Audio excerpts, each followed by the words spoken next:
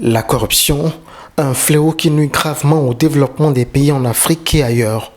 Au Togo, le gouvernement et les associations mènent une lutte sans faille en ce sens, même si beaucoup reste à faire. Sur la question, elles sont une vingtaine de femmes à être outillées ce mercredi 19 octobre sur les mesures préventives anticorruption, une initiative de l'Alliance nationale des consommateurs et de l'environnement NCE Togo, appuyée sur ce projet par le Programme des Nations Unies pour le développement PNUD et d'autres partenaires techniques et financiers. Il est question de renforcer la capacité de ces femmes pour de bonnes pratiques de lutte contre la corruption.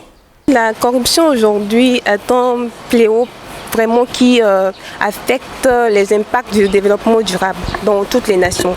Donc le fait d'outiller les femmes sur les instruments internationaux, régionaux et communautaires de lutte contre la corruption, surtout au Togo, va vraiment aider à ce que nous réduisons un peu l'impact de la corruption dans notre cher pays, le Togo. Donc c'est pour cela que nous avons organisé cet atelier pour vraiment aider les femmes à connaître les instruments ainsi que les mesures et les bonnes pratiques de lutte contre la corruption pour que dans leurs diverses organisations, elles puissent vraiment refléter ou bien promouvoir la transparence et l'intégrité. Le constat, c'est qu'aujourd'hui, on ne voit pas l'impact des femmes dans la lutte contre la corruption. C'est plus les hommes qui sont devant, ne voient pas vraiment les femmes.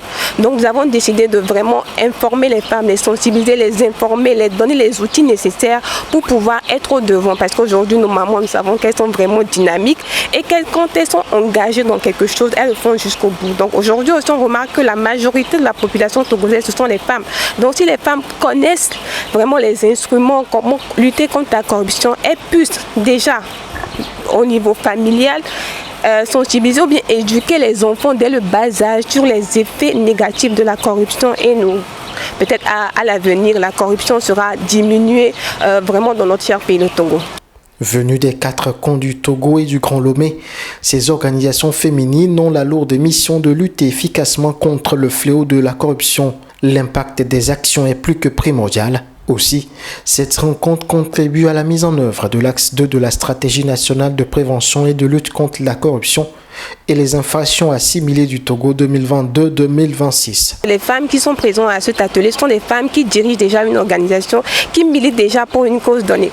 Donc ce que nous voulons à l'issue de cet atelier, c'est qu'elles puissent donner l'information au niveau de leurs organisations respectives pour qu'il y ait une majorité vraiment qui soit informée de ce fléau qui est la corruption. Les instruments, nous avons plusieurs instruments. Nous avons les instruments juridiquement contraignants, les traités, les conventions, les instruments non juridiquement contraignants.